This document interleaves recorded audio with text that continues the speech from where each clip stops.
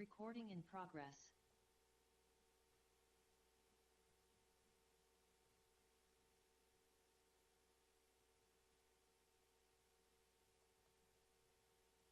Hey, good evening. Good evening. This is a work session. Oh, it's me. It's me. You asked us, and then you forgot to turn your audio off.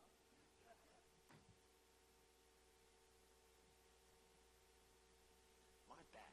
Hey, this is a work session of the Greenbelt City Council. My name is Emmett Jordan. I'm the mayor. Council, would you like to introduce yourselves? Kristen Weaver, Mayor Pro Tem. Sophie Pope, Council.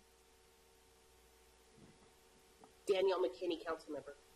Jenny Pompey, Council Member. Amy Niesel, Council Member. Okay.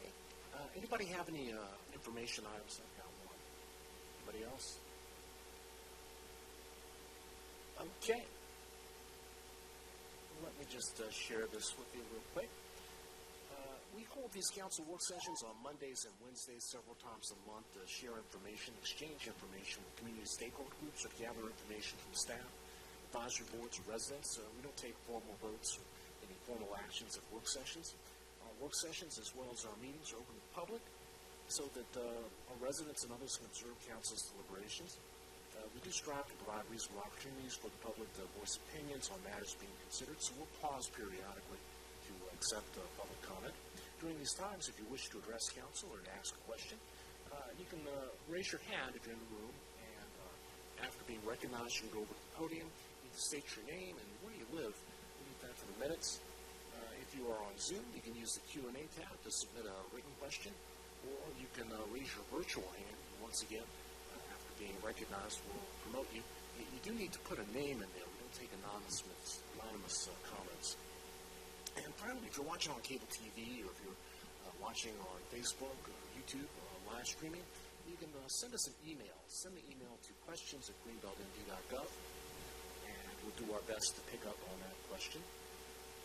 So with the public comment, with the questions, limit your remarks to 3 minutes and speak on one topic related to the question under consideration. And we ask that you avoid questioning the motives of others in general. Please be civil in comments. Appreciate that. So the topic of tonight's work session, we're hearing from the Greenbelt Reparations Commission, actually getting a report from the Tribesy group, who has been working on behalf of the Reparations Commission to compile some information.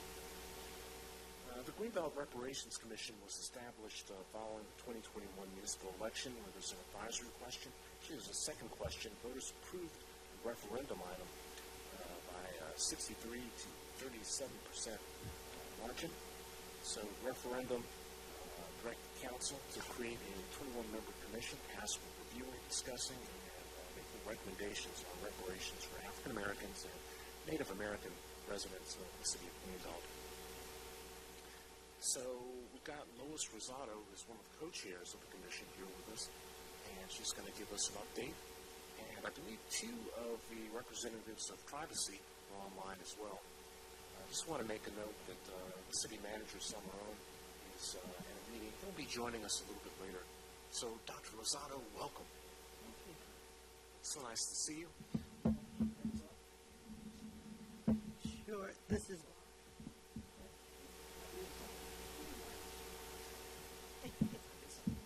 Okay. We were called on Monday and asked to be here and to provide an update, something similar to what we did Saturday at our town hall. The city of Greenbelt was built as a white community. African Americans helped to build the community in 1935, but were not allowed to live there. Even after being allowed to live there, some practices marginalized their economic and social engagement with the city. Studying reparations helps us to understand how past wrongs continue to impact our community today. This knowledge helps us to repair damage by ensuring that our policies provide social and economic equity. In this way, we can heal and correct harmful effects of historical injustices that perpetuate inequities in our community. With this acknowledgement and effort, we can achieve reconciliation and a more cohesive and inclusive society. Okay, I'm going to sort of list what we did over the past from 23 to 24. Go ahead, please. Dr. Nkichi Taif, our national leader on reparations, conducted a seminar and webinar to educate the Commission on Reparations 101. We researched 78 national reparations initiatives at the state and local level. We attended the first reparations symposium at Evanston, and as you all know, the Evanston Reparations Commission has been very active and they focus on housing as their initiation into redress for the descendants of people that were redlined. We attended a webinar to understand the harms of indigenous people. We participated in the 400 Years of African American History Commission, that is the commission headed by Dr. Lonnie Bunch. We interviewed harmed communities and identified areas of harm. We wrote articles for the Greenbelt News Review, and we testified at the Prince George's County Lynching Memorial Project and the Maryland General Assembly, and we're happy that that bill was passed. Our outreach efforts have been events to gather public feedback. We had a town hall last Saturday, and some of you were present at that. The Forum on Reparations with elected and community leaders, listening sessions, pop-up tables. Piscataway leaders and African-American residents shared some of their experiences. We've distributed flyers, brochures on postcards, and of course we've had forums, participated in Black History Month events, had tabled at both the Farmers Market and the Labor Day Festival. Share with you briefly what we learned. Indigenous people lived on this land for over 10,000 years before Europeans came, pushed out or killed many of them. Piscataway representatives shared their priorities endorsed by many tribal groups in Maryland. The legacy of slavery saturated the land that is now Greenbelt and the county and persisted long after the abolition of enslavement. African Americans were excluded from living in Greenbelt prior to 1965. Greenbelt developed a reputation as a sundown town, and in some quarters it still has that reputation. The Greenbelt City Council was made up of white Americans only until 2009.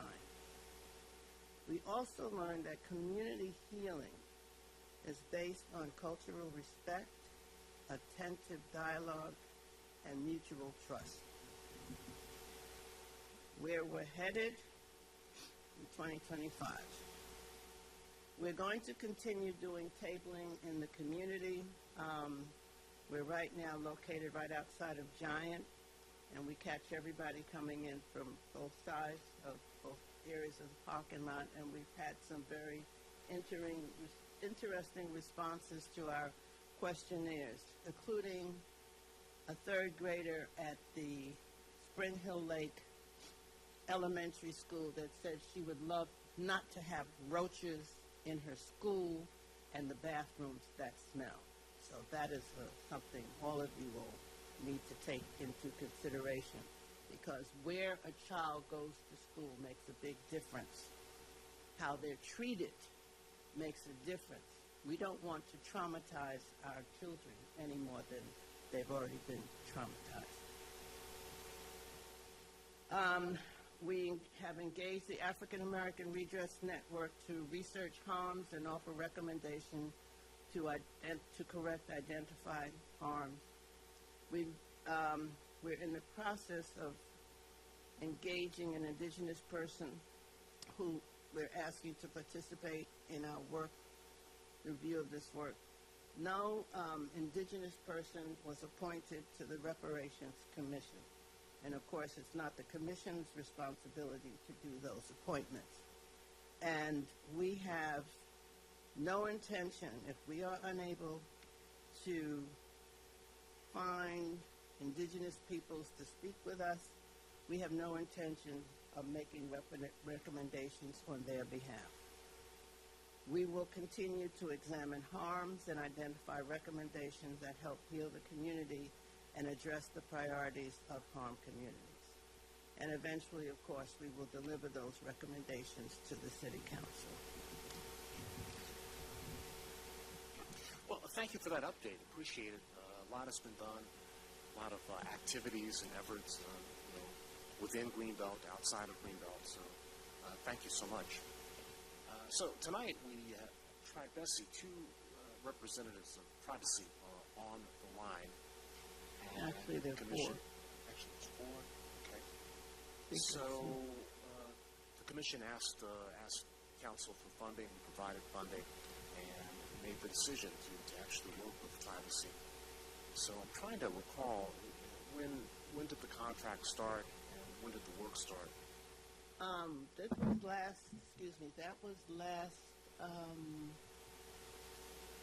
last summer, and I think over the fall. There's so much that has happened. In 81, I don't remember all of this, but in any way, over the fall, I believe we worked with Tribesy. And they'll correct me if I'm wrong. Okay. So I saw Rena and June on the line. Who else is on the line? Gail is there. I thought I Gail? saw Gail. Maya, yeah. Okay. Well, Tribesy, welcome. It's great to have you on the line. I guess you're out in California right now. Where are you? We're in different places. Good evening to the city. Good evening, Mayor, and good evening to the council. It's a pleasure to see you all again. It is wonderful to be in front of you all again, and it's wonderful to have the work that we did with the Reparations Commission. Some of us are in California. June is in New York. June, you want to wave hi from New York? Maya is in Maryland, in Silver Spring. So not that far from you all, as long as there isn't traffic. So. And there's never a time when there's no traffic. Never. But Maya is closest. So Tribesy is all over the place. So it is a pleasure to be with you here today. And Mayor, we'd like to ask some logistical questions. We would prefer to go through the entire presentation before taking questions. So does that work for you? And we would request that people sort of write down their questions or comments or things they're thinking about until the end. Is that okay? Works for me, Council. Is that okay? Okay, we'll do that. Yes. Wonderful, wonderful. So also good evening to you, Lois. You were correct at the timelines that you gave to the mayor about us working with you. So wonderful to see you as well, Lois. So give a presentation about the work that we did with the reparations, but just want to talk a little bit about the city of Greenbelt and its work with reparations. This is not easy work and can sometimes be ugly work, but in the long run it's going to be very rewarding work for all of the residents of the city. And so a lot of cities aren't paying attention and having this conversation. And we know the city of Greenbelt has had these conversations as well as other equity conversations throughout the decades. So just want to give some acknowledgement that this is not easy work. It is hard work. And you all are doing this with volunteers. Some have some level of skill and expertise in these areas. Others just have a strong interest in it and are willing to learn about it. So I just want to give acknowledgement to the group of volunteers that are doing this work, and it is not easy work, and it is emotional work, it is difficult work, and I'm not sure if the city as well as the council realize how much of their own personal emotions that are put into these conversations and to this work that is being done. So just wanted to give that acknowledgement. I also want to acknowledge that our document that we're going to present to you today is part of some of the observations that Tribesy made in working with the Reparations Committee. It does not pull away from the work that they did prior to working with Tribesy, and some of the work that they've done that Lois just reported on came as a result of some of the conversations with Tribesy. So just want to acknowledge all of that in the context of what we are doing. So if we could have the presentation pulled up, we are ready to go. And I think it's worth.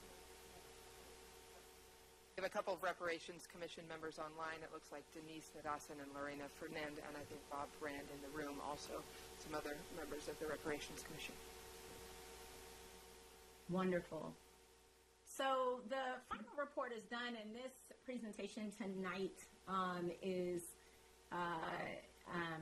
sort of a summary of what's in the larger report. The report was vetted through the city manager as well as the Reparations Committee as well before we finalized the report. So this presentation today, I'm not sure what's on the screen, but that's not our presentation. Yeah, there.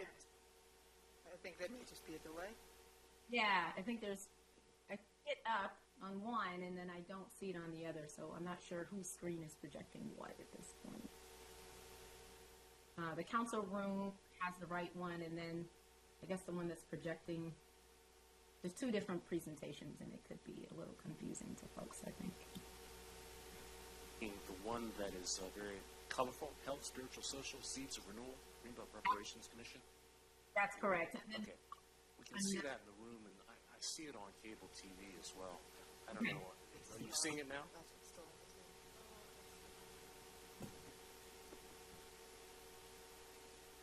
that is crazy. Look at that. Let's see if we can get that up on the Zoom as well. There it goes. Okay. Yeah. Okay. Because folks at Zoom would have been saying something different and just didn't want to confuse them. So each one of the Tribesy team members will introduce themselves as they present tonight. All four of us will be presenting. And just a reminder to those who do not know me, I am Rena Doyle, co-founder of Tribesy Consulting. So what we're going to present is a conversation really in the form of maybe a short story about reparations and our work with reparations. And it's important to know that, you know, a lot of times in this country when we talk about the word reparations, as a matter of fact, I've seen on social media the other day, someone responded and said, why are we talking about giving out handouts, right? And that is a very short-sighted and uneducated view of what reparations really are. And so we're going to describe really the depth of what reparations are and what it means to the city to be working on something as personal, intricate, and healing as reparations. And you can see from the colorful presentation, as the mayor said, that it touches on many different categories. And most of the time, people think in terms of socioeconomics. And although socioeconomics is a gap based on systems that were created as well as exist today, it is far from the only topic to talk about in terms of reparations. And so you have things like your health has been affected intergenerationally. Spiritually, we know that the spiritual beliefs of Africans and indigenous people around the world through colonialization has been forcibly changed. Political, that there are I think Lois talked about, you know, that the council was all white until 2009 in the city of Greenbelt. And so there's political repercussions for the systems that exist. There's also the mental stability of generations and generations of trauma that has been experienced. Of course, we know that there are economic gaps because of this that still exist to this day. And of course, social, that even bringing up the term reparations seems as if you are asking for handouts instead of understanding the depth in which the harm goes. So we're going to be talking about all of that when it comes to reparations and not one over the other. And it's important to understand that when you talk about reparations, you're talking about a multitude of categories. So from here, I'm going to pass it to June. Thank you, Rena. Good evening, all. Glad to be joining you. Again, I am in New York, in central New York, so greetings from colder temperatures. I am a consultant with Tribesy, and if we can move to the next frame, please, I'll share a little bit of the approach, the framing, the feel of this document that we've provided. So we've intentionally designed our reparations document to look and feel different. And it has the feel of reparations because we know as the Reparations Commission is looking at reparations for African American and Indigenous communities, that it's important for the document to feel in sync with the cultures of these communities. So we've written a document that aligns with some cultural traditions in how African American and Indigenous communities open a space, open a time together with an offering. We've also included quotes that bring a lot of African American and Indigenous wisdom and voices to the forefront. We've also considered what does it mean for the Reparations Commission to be thinking about repair and returning African American and Indigenous communities to wholeness. And so with that in mind, we've designed this document to model what community healing could look like, what it can feel like when considered, looked at through African American and Indigenous voices and cultures. And so the document takes a view of reparations as a pathway for continuous forward movement. So it's not about a one-time action, seeing reparations as a one-time action, because as we know, the harms that African American and Indigenous communities have experienced didn't happen once and then stop. So we really want to encourage a way of viewing repair as holistic and sustainable, supportive of human growth and understanding. So if you read the document and it feels different to you, it reads different from what you're used to, please know that was very intentional. And we have designed this document so that it is not an academic or scientific report. Sometimes we slip up and say report, but it's really intended not to be a report. It's a way of presenting information that may not feel familiar, because a lot of scientific reports, academic writing, maybe even the way city council reports are usually presented are based in white norms and culture, rather than being grounded in African American and Indigenous teachings, wisdom, worldviews. So we want to be clear that this is not a report, and it's also not designed as a checklist or a list of to-do items. So if you're thinking, what is the 5-point step for reparations, that's not what this document provides. It really outlines the complexity, the root causes of some of the harms that the city wishes to address. And so we encourage the thinking that this is about deep, long work of reparations rather than a checklist. If we can move to the next frame, please.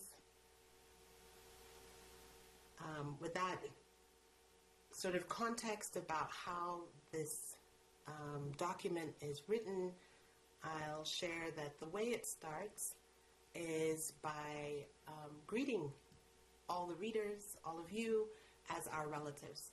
So borrowing from Indigenous wisdom that recognizes that we are all relatives. I like this Sioux proverb, the way it puts it, as with all things and in all things we are relatives.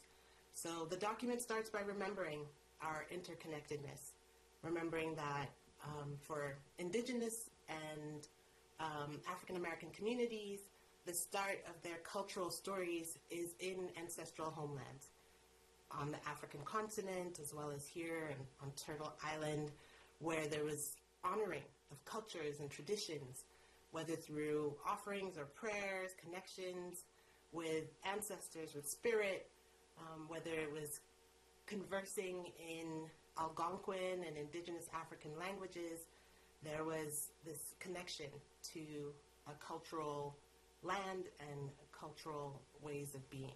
So we start by remembering that and really acknowledging, uplifting that African American and indigenous communities were, and in many ways still are, abundant, fruitful, rich, strong, full, intricate, connected to the world all around us and the worlds that we cannot see. So if we move to the next frame, just continuing with this theme of remembering what indigenous values and wisdom teach us, we've included this Zulu proverb that a person is a person because of other people. And what makes a person whole and well in indigenous views is really our connection to each other. So really fronting community as a crucial component of how we think of repair, how we think of wholeness, knowing that in community there's also multiple dimensions of what it means to be well and whole. So as Rena alluded to in the beginning, these multiple ways we can think of economic, social, health, spiritual, political, and mental parts of who we are as communities and what it takes to thrive as whole communities.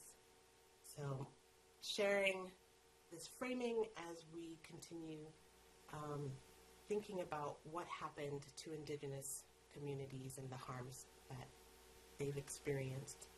With that, I'll turn it over to you, Gail. Thank you and good evening.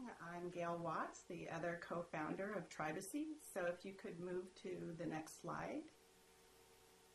So it's really important that we start with indigenous communities, whether in Africa or in North America, around the world, with this idea of wholeness in terms of who people are and who community is, because it's important to have that context to realize the damage that colonization has caused, what colonization has taken away, what colonization has destroyed, and that this has been going on for generation after generation after generation without healing, without repair, without bringing back to wholeness. So everything from genocide to land, culture, cultural artifacts, traditions being stolen, erasure of community, the brutality of colonization. It's not the nice story of some pilgrims landing on Plymouth Rock. There are so many components that go into how colonization has had a detrimental impact on indigenous ways of being across multiple generations, which then, and we need to acknowledge it at this point rather than starting the story with this, so that we know what has been taken away from these communities, what has been deprived, and what has been erased. And so this takes us into this idea of generational trauma. And so I'm going to turn it over to Maya, if you could go on to the next slide. Thanks, Gail. Hi, everyone. My name's Maya, and I'm a coordinator with Tribesy. So next we want to share this James Baldwin quote that says, "To be a Negro in this country and to be relatively conscious is to be in a state of rage almost all of the time." This rage comes from the microaggressions we experience to the mental, emotional, and physical violence we encounter regularly. Generational African Americans and Indigenous peoples have experienced this kind of racial trauma for generations. And we really want to emphasize that intergenerational racial trauma is compounded trauma. There seems to be a perception that a lot of this kind of trauma happened a long time ago, and that we're far removed from it, rather than there being an understanding of how it's passed down generationally.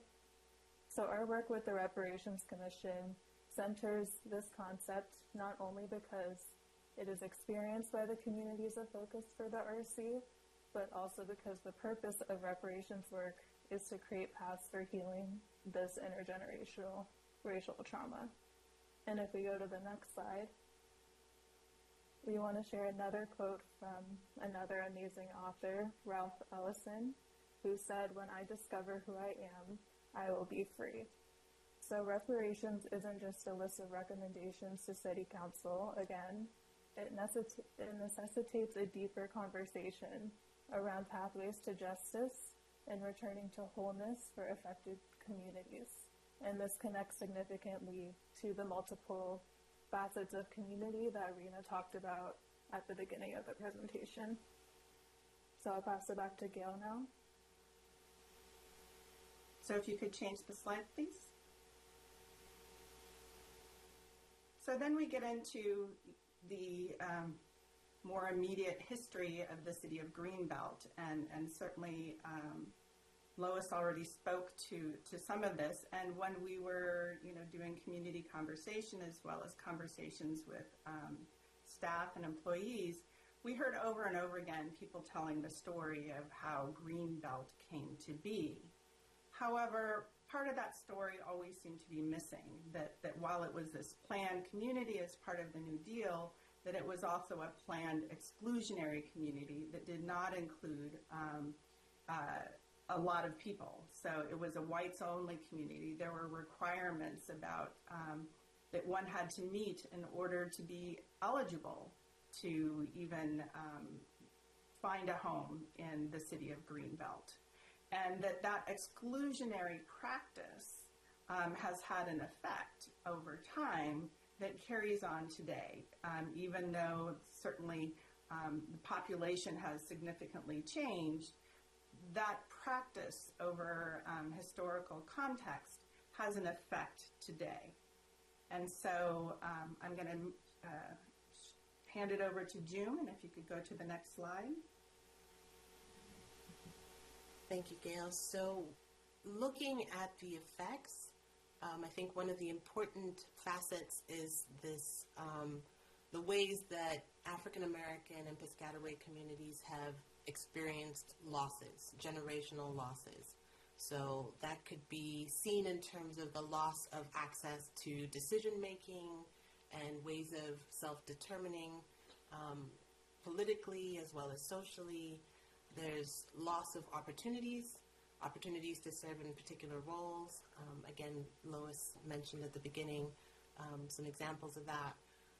Also, loss of opportunities in terms of economics, professional opportunities, which in turn impact the ability to build generational wealth and create racial wealth gaps.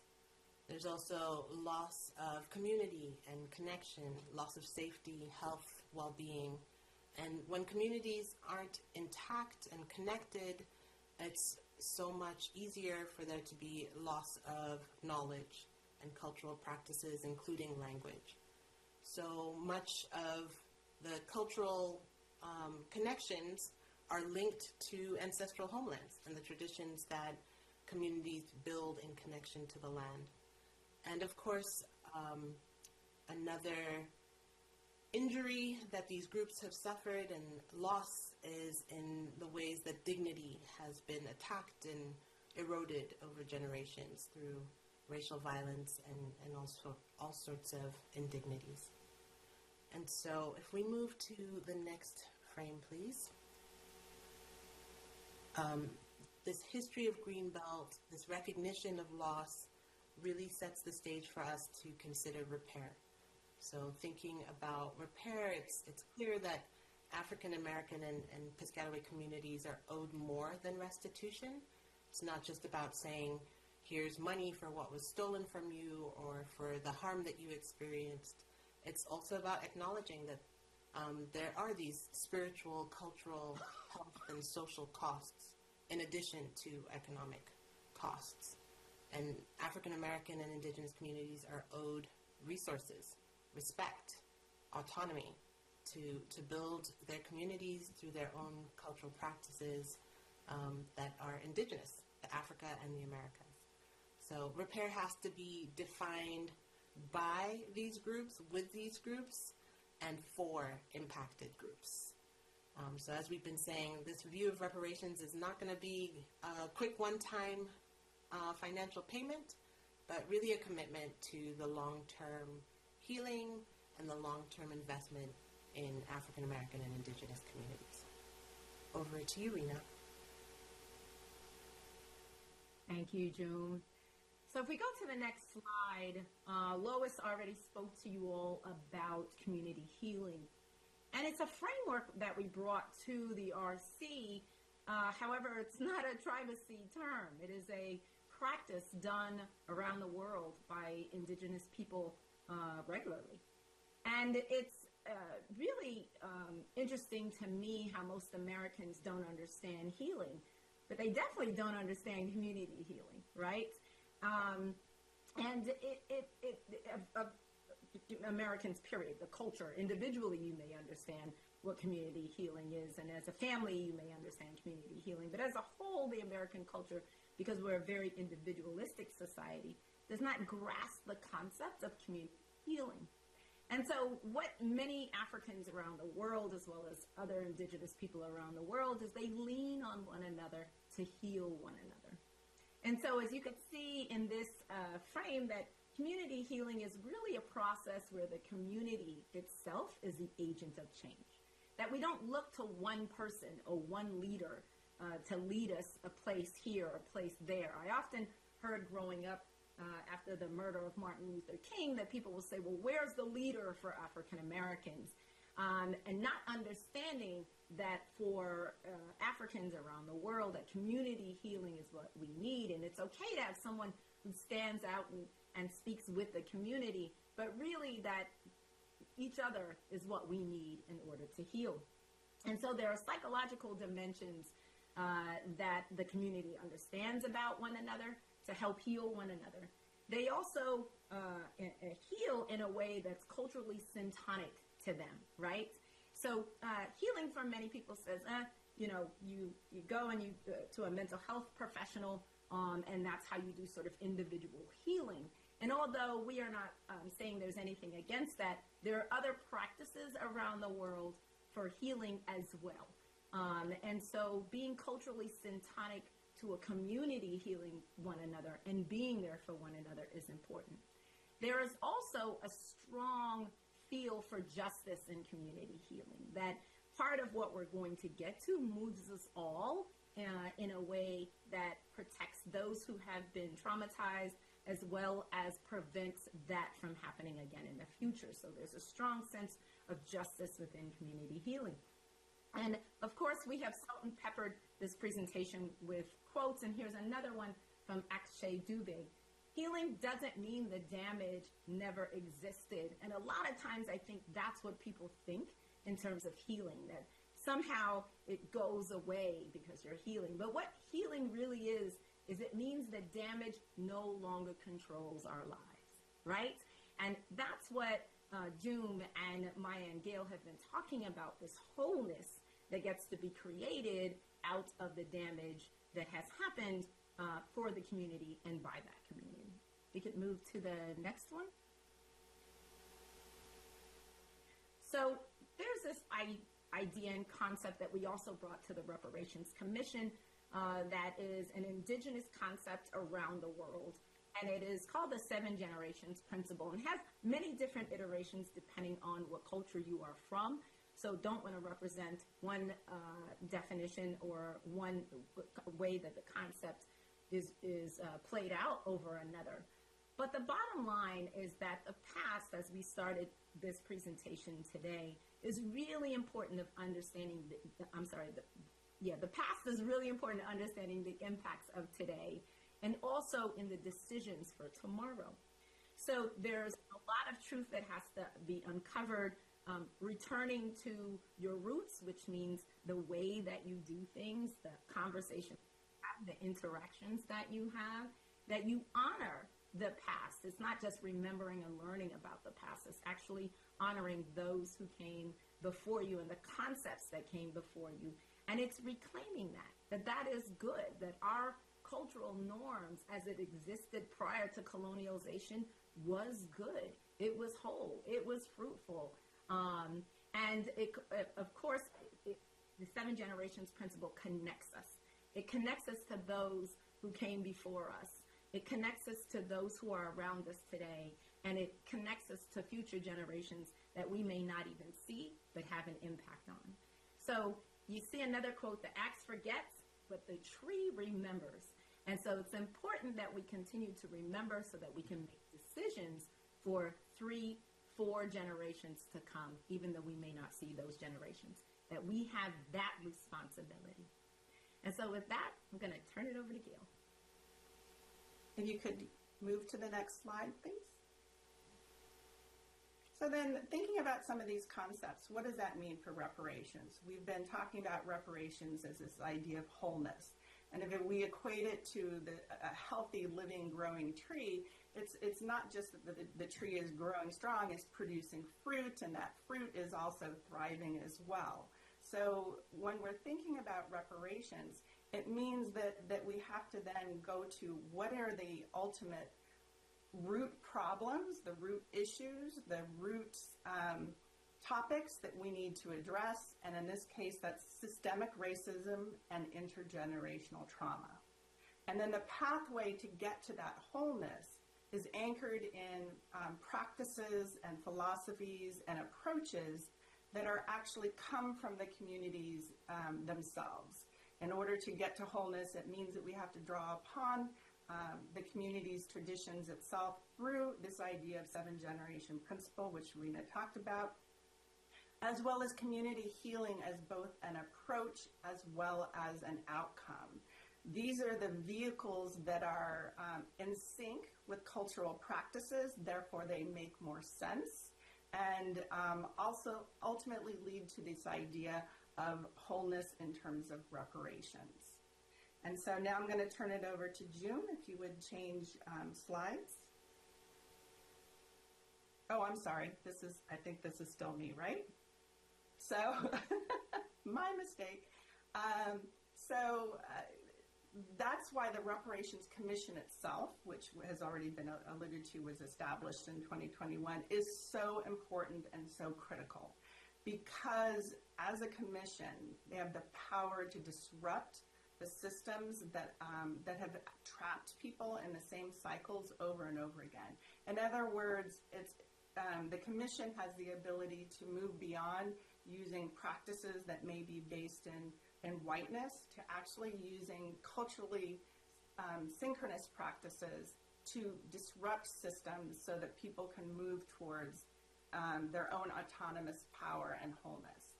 So now I'll turn it over to June, if you change the slide. Thank you, Gail, but I think Maya is up. Oh. Let's see. It's okay. Thanks, Gail and June. So the demographics on the commission led to some of the dynamics we observed. And because there's an overrepresentation of white commissioners, much time has been spent focused on proving that the white commissioners should be present in the space and on the process and structure of the commission rather than on the content of reparations work. So in Tribesy's opinion, there needs to be an overrepresentation of people mostly affected by the work that we're doing, namely Indigenous peoples and generational African Americans, which there currently is an underrepresentation of, as they understand the deeper issues beyond merely like the socioeconomic perspective or data. So to kind of give an example of this, this would kind of be like the city appointing a predominantly male group to tackle issues related to women's issues, things like sexism in the workplace or women's health. And the intent of the men involved wouldn't be as impactful as they simply wouldn't understand what it is to be a woman, and they wouldn't be able to bring the nuance needed to have that conversation properly. So this doesn't mean that men couldn't be present in a space like that, but to be the loudest, at times most controlling voice in the space discussing women's issues would be deeply problematic to the work to be done.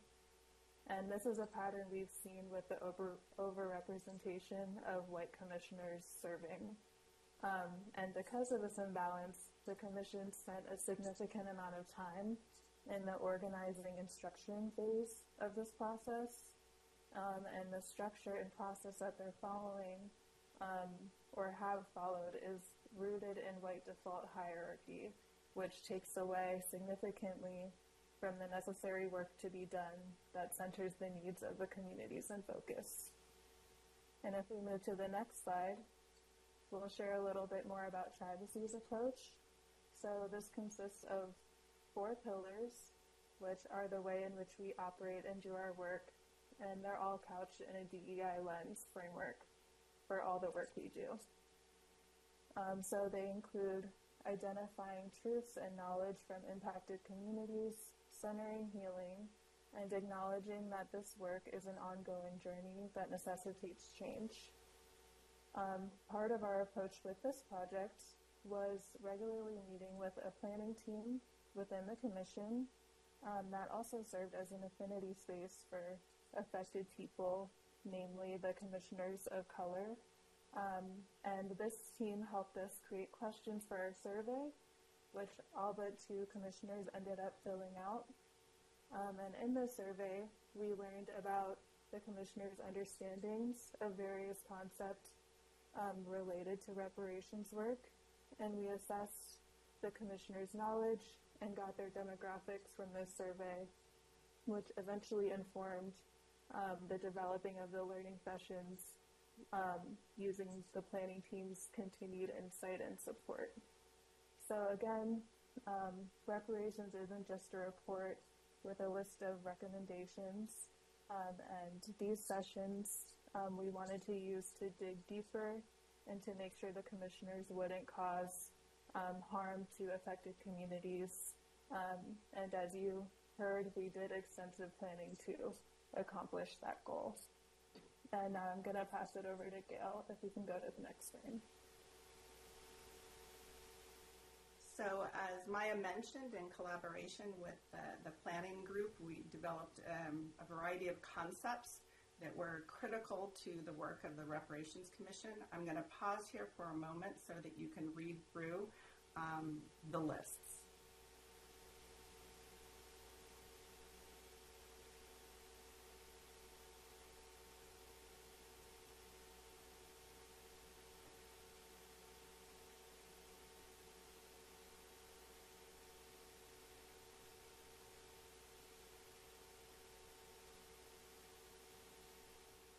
So this is a lot of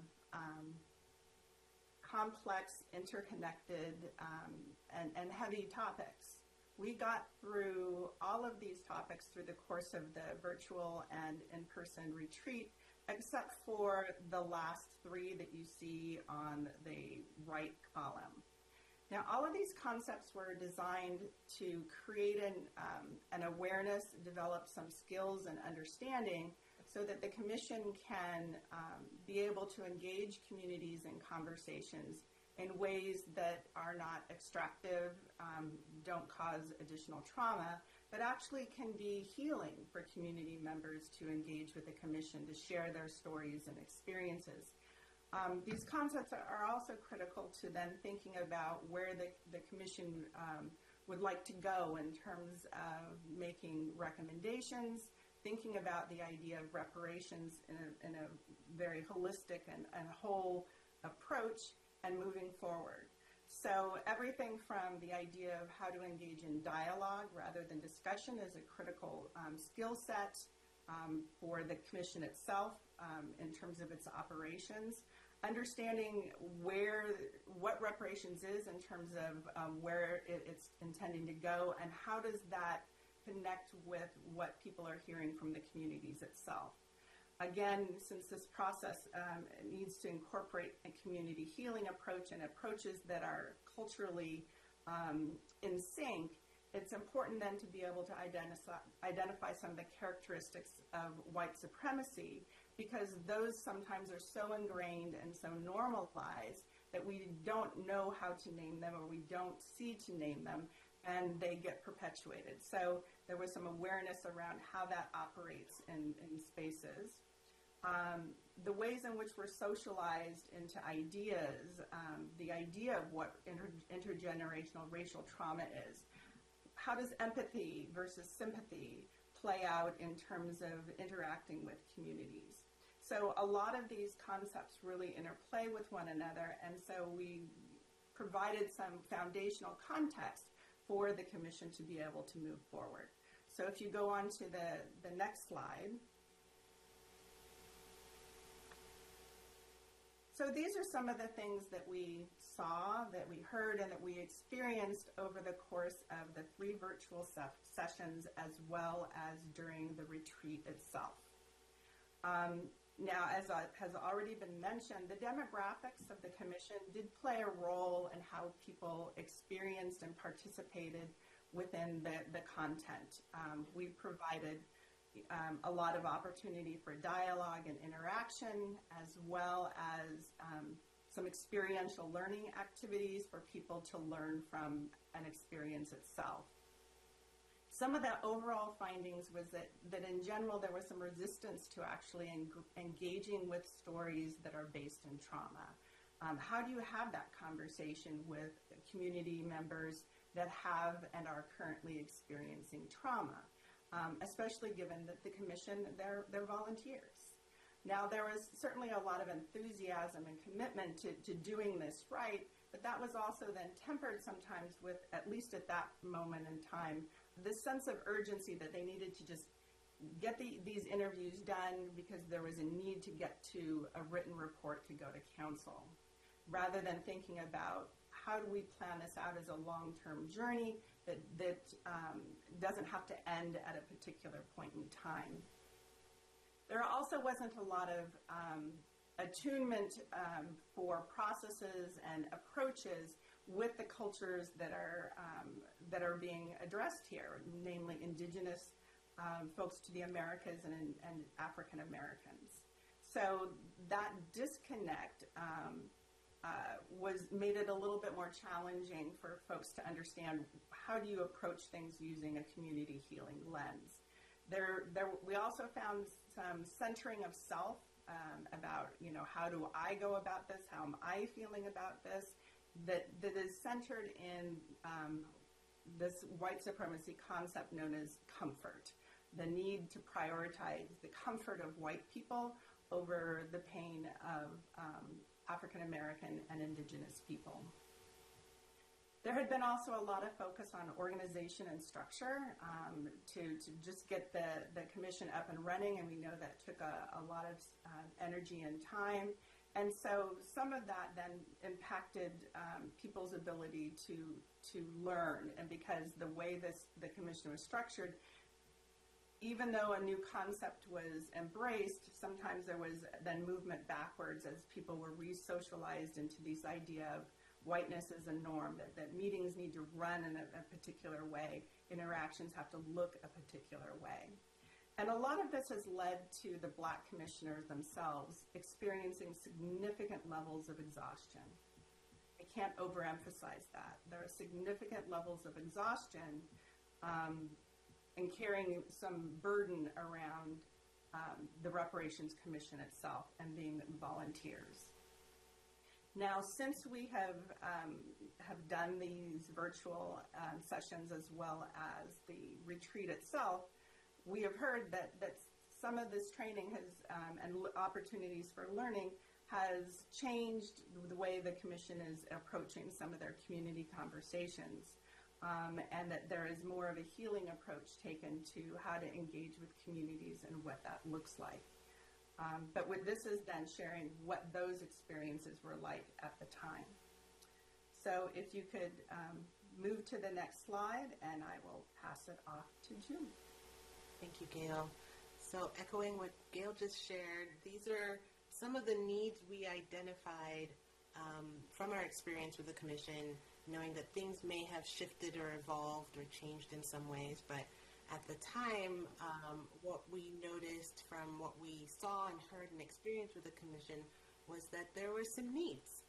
And we noticed that some commissioners need additional skills to be in listening mode, even when what's being said is emotionally charged or traumatic or difficult. And some commissioners could do with some more dialogue skills to engage community members who maybe have different views on reparations, and some need some more support building the skills needed to deeply empathize when connecting with community members who are sharing some painful stories.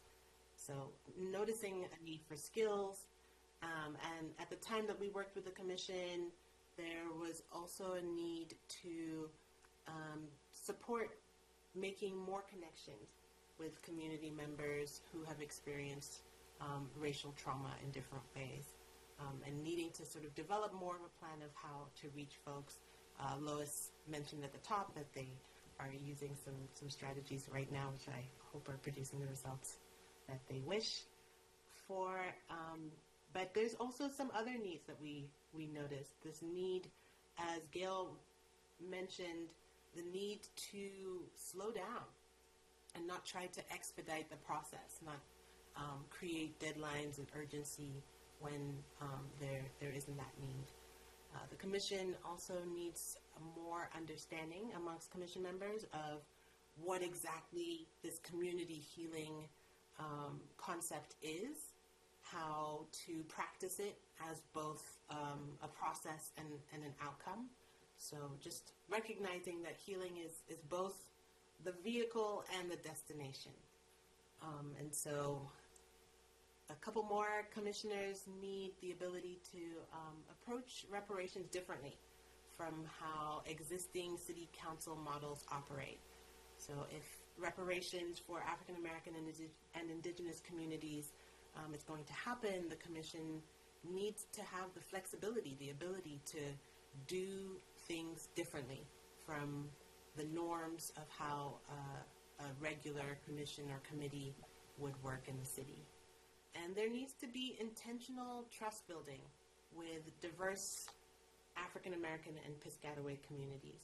So recognizing that these communities are not monoliths.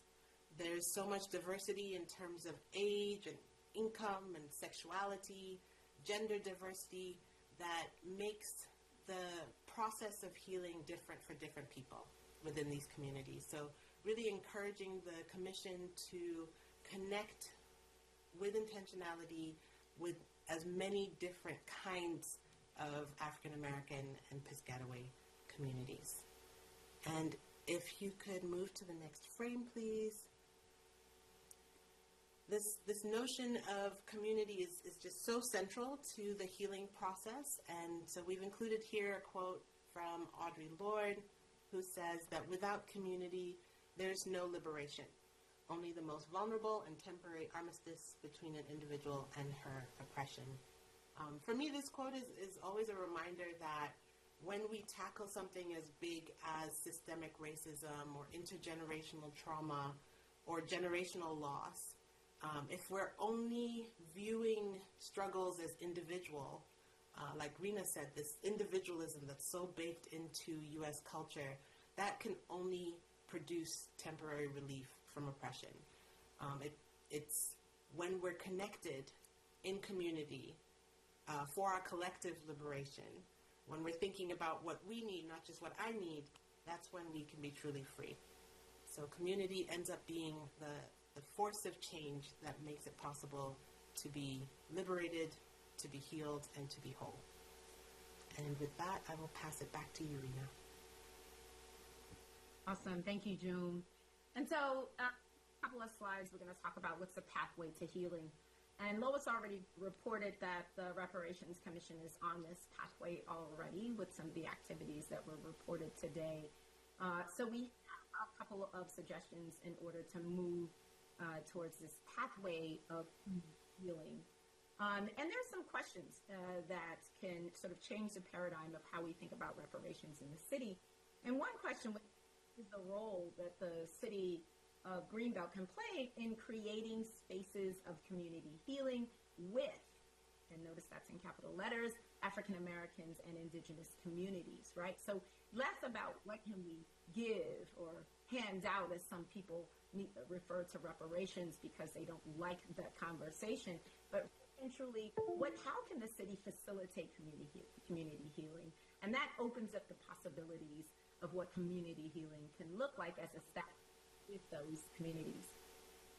That, quite frankly, this commission needs more people.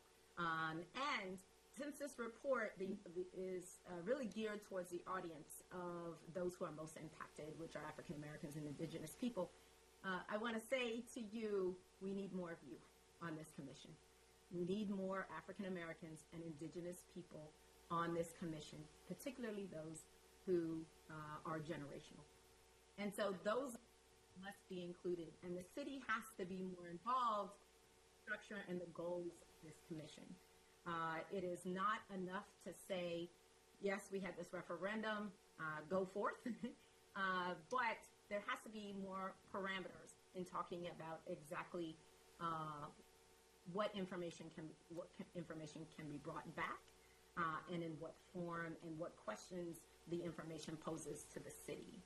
So a hands-off approach to something as deeply emotional and as traumatic as intergenerational racial trauma deserves a little more structure and guidance from the city that is not on the part of the commission. Just talking about the conversation needs more guidance. The voices on the commission that actually experience intergenerational racial trauma in the U.S. must be the leading voices on the RC. We can move to the next frame. As Maya talked about, that it is important to have the nuances, the experiences of those who have suffered intergenerational racial trauma as part of the conversations to reparations. And so, as I spoke to those at the group earlier within the city, we absolutely need your experiences and your engagement in your processes. So also, a pathway is also continue to use African and indigenous approaches. That is significantly different than sort of the default of the concept of whiteness. And so keeping community intact, keeping ways of approaching, keeping storytelling to the forefront. As Lois reported, they're gathering right now, will be really, really important in this process because of trust factor in the African American and the indigenous community is going to, they're watching. And if you do things in a way that is culturally syntonic with that group as part of the solution, they are more likely to trust the outcomes of this Reparations Commission. To explore our categories of human wholeness, as we've talked about tonight, and that the RC to have some expertise in gathering some of these root causes. They can do some of it themselves, but the determination of some of the information given, they need some expert advice in. And then also to approve eventually the collective stories of humans for the future. There are many cities across the nation collecting these stories, and they're collecting these stories for future generations. And to how did the city come up with some of the reparations actions that it came up with based on these stories. So that approval can be easy, but it's important to not only collect, but collect maybe video stories that illustrates the need for reparations in a holistic way. We can go to the next slide. I think it's important, I just here because of time, it is really important that historical data as it applies to a multitude of harms and not one particular way, as we talked about earlier. And then there have been sessions throughout the city to talk about of what reparations could look like and why that is necessary, even for those who are affected Don't forget, we normalize trauma for survival. And so some folks may say, I don't need that. And then when they really take an in-depth look at what we're talking about in intergenerational racial trauma, they'll understand and learn how some of the behavior has been passed on. And so it's important to have learning sessions, not only city and the affected folks, but for city council, as well as city questions and challenged on some of the decisions that are being made. And so this is a pathway to healing, or at least a beginning of a pathway to that we're suggesting in order to pull those voices together, in order to be culturally syntonic, and in order to have an impact in this city that is good for everyone and is sustainable and lasting. So with that, we'd like to pass it back over to the mayor for any comments or questions. Oh, I think there's one question that came up in the Q&A, Mayor, and June was going to address that question, but I don't know what you have in person or who you have in person. Well, no, thank you so much. That's a lot to take in. Obviously, much work has been done, much work needs to be done. So appreciate the presentation. So I'd like to open up the floor to comments. I know that the co-chair, Denise Nasden, is online. I don't think she's promoted as a panelist, so if we could do that as well. I don't know, Dr. Rosado, would you like to make any comments, just sort of framing what's been presented tonight?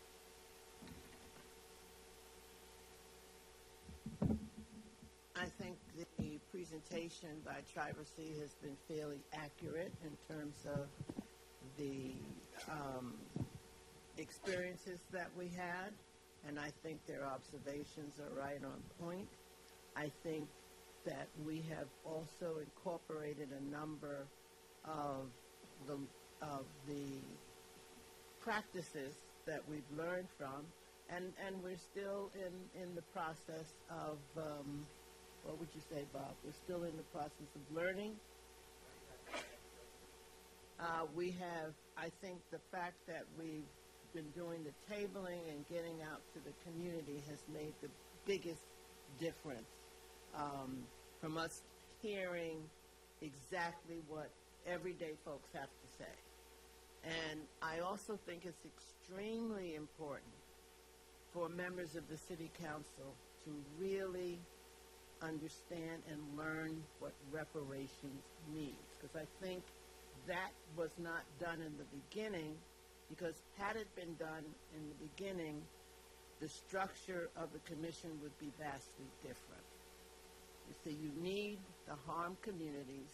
In other words, if the council had a certain degree of training, they would have understood that they had to find as many generational African Americans who are willing to participate on the commission, and really done a search for this. Supposedly, according to our the 2020 census, I believe there's 70 indigenous people living in Greenbelt. There was no effort to really find these individuals, and that, I think, would have also made a big difference. So we've learned a great deal. I cannot say that we totally disagree with the presentation by Tribesy, and I think that the structure of the town hall last week is an example of what people in Greenbelt need to do to come together to dialogue. And it was a wonderful dialogue, and it was representative of both the harmed communities as well as the white American community. And I think listening to each other in that dialogue made a real difference in terms of how people understand other people have been harmed. So we learned a lot through that dialogue, and we're going to follow up with the students to get their perspective on the surveys that they distributed, the students from Howard University. But I think a lot of what Tribesy is saying is very accurate. Well, thank you. I was at the town hall meeting, and it was exciting seeing the African American Readers Network, and individuals, faculty member and students from Howard, their enthusiasm and excitement in being engaged in this project. So that's a strong point. So on the point about the structure of the commission and recruiting individuals from the indigenous members of the indigenous community in the commission, we tried very hard. So it's not as though this commission just came out of the blue.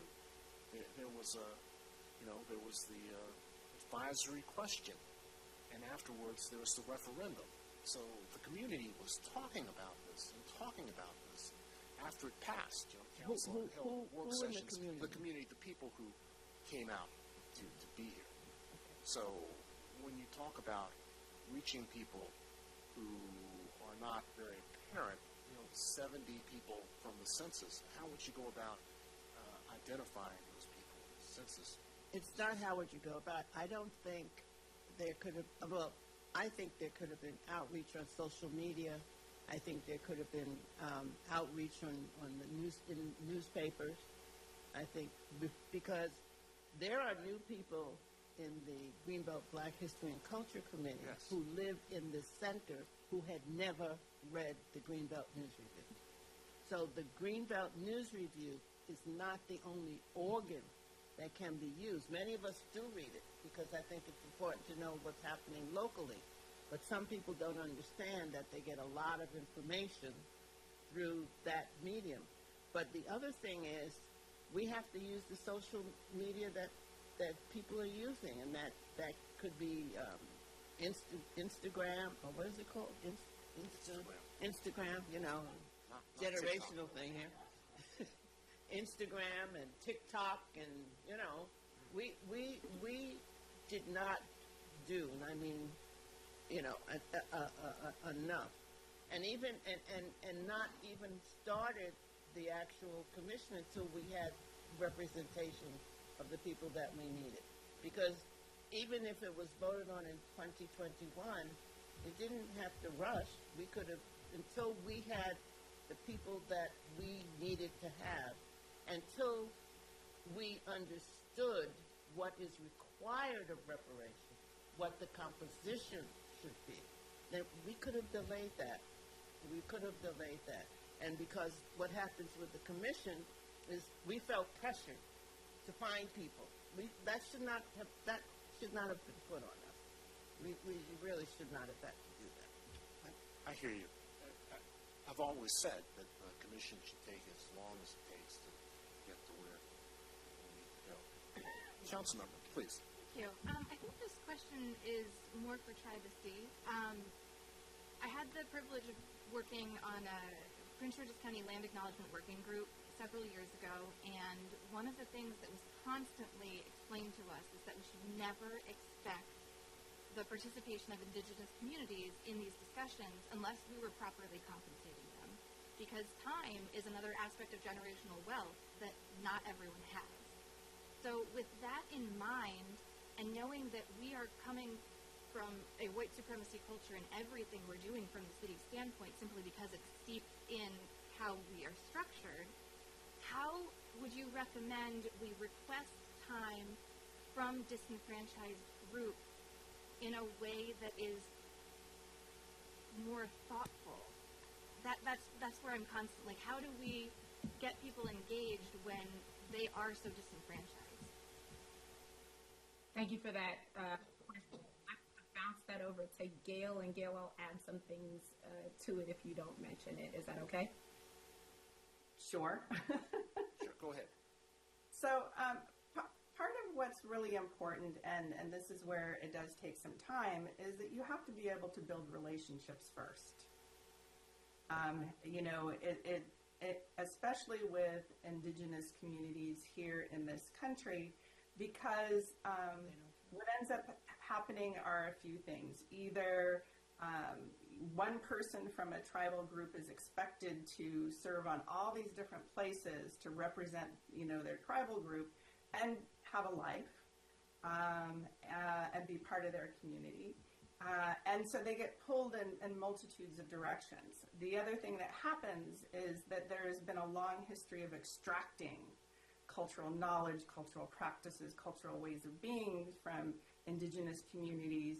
And so you have to be able to build relationships first and develop some level of trust, and then work within the pace and the framework and the desire and the cultural practices of the community itself.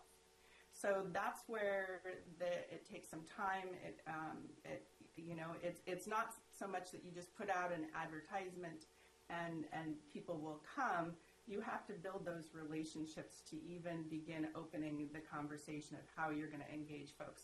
And yes, time is a valuable asset, and it isn't fair to expect people to, as volunteers, do the degree of work that you're expecting. There probably does need to be some level of compensation, and what that looks like needs to be determined by the community itself. Thank you so much. Just want to add that the information you're getting from both of these communities is expertise. We don't think of it as expertise, but it is expertise. And both of these communities have experienced extraction of their expertise without acknowledgement and without payment. And I think we go straight towards payment. And as Gail talked about, speaking with these communities in terms of what does it take to incorporate and engage their expertise as such. But if we thought of it more expertise, we wouldn't really be having this conversation or debate, because it may be informal education that they're giving, but it's still their expertise. And so there needs to be a conversation with both of those groups about not extracting and taking from them, but engaging them. Yeah, I appreciate your response. Ms. Pope, you had your hand up. Yes, thank you. And I have to agree what Lois said. I think the idea, we had an idea, we wanted to do something, and I think it was a little rushed. I think it would have been much better to wait. And I think I said that at one point, and it was not very popular when I said that. But, this is a big topic and a sensitive topic, and I think if you do something like that, you put a commission together such as this, you need to give more guidance. There was no guidance given, and I think that was the biggest mistake. And every person that came and interviewed right away asked, well, what's the guidance? What are the outline? What is the expectations? And there wasn't any.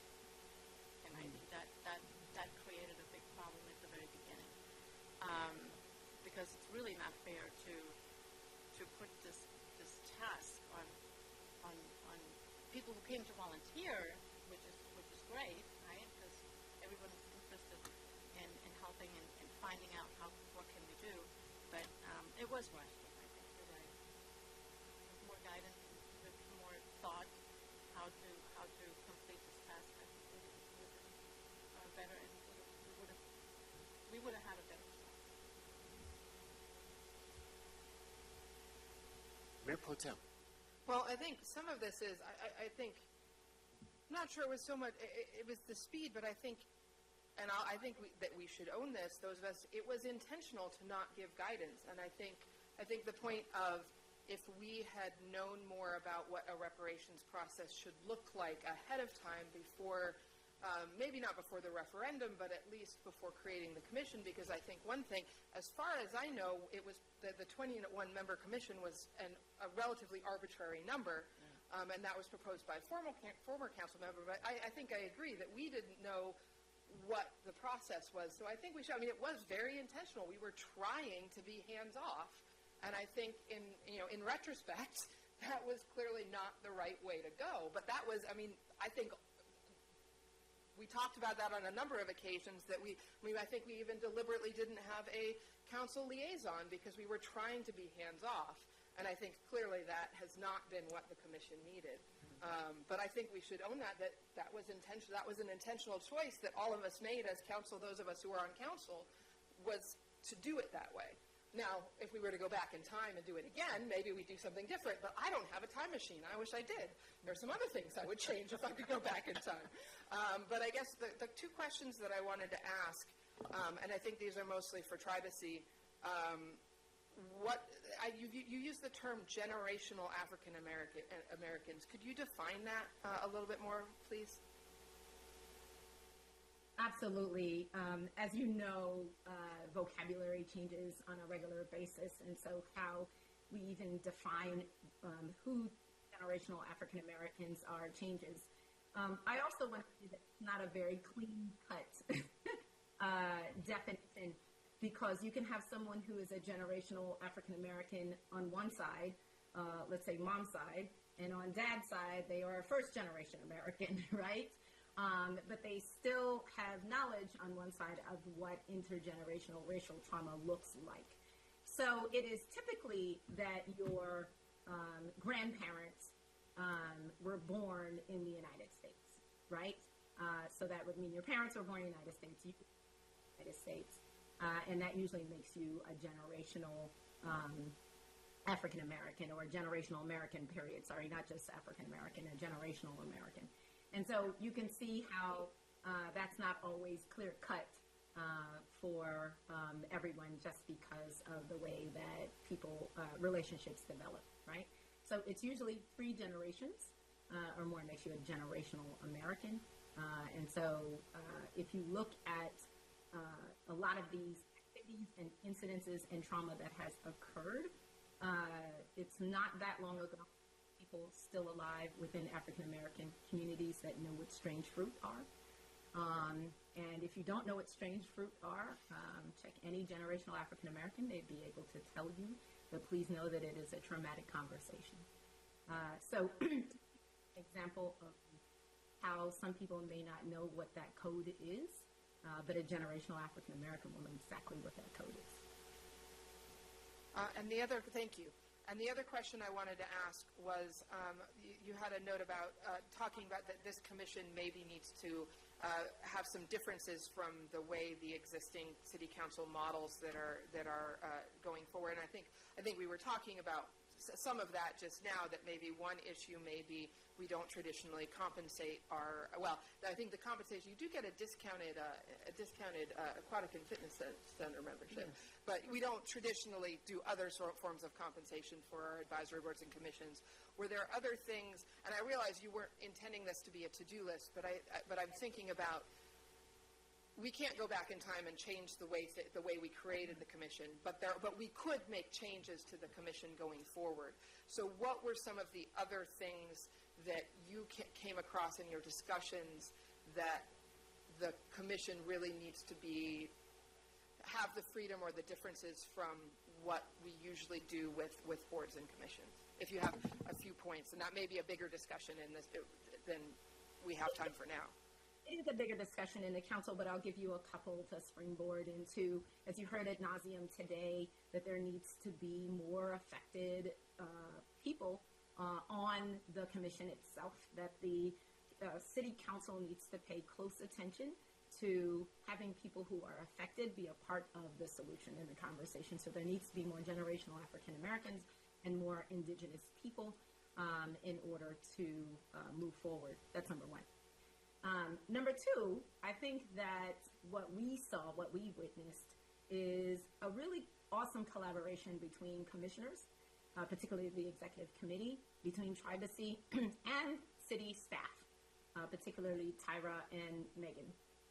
And there were times where Tribesy did not attend the commission's meetings, but Tyra and Megan were there. And we heard from commissioners that their input, their guidance, sometimes their questions were really important to the commission. So linking the commission to city involvement and city structure is really important. In fact, one of our recommendations is that this be an ongoing conversation within the Office of Diversity, Equity, and Inclusion, so that it is not just a one-shot deal, that it is part of the structure of the city to maintain or be a part of contributing to community healing.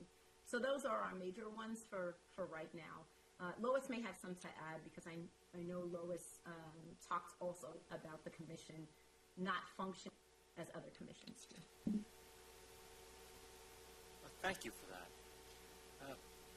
Denise Nassen, she's on the line, and she's co-chair. Yeah. So Well, she's the secretary. We've got to work together. right. So I was going to ask you if she would like to weigh in or make any comments, or any other members of the commission. Denise, are you there? I am. Can you hear me? Yes, I can. Welcome. Yes, thank you. I wanted to thank Tribesy for their presentation and also the training that they had done for the commission. I think the training was authentic and helped us reframe our work to add more value and depth in what we were doing.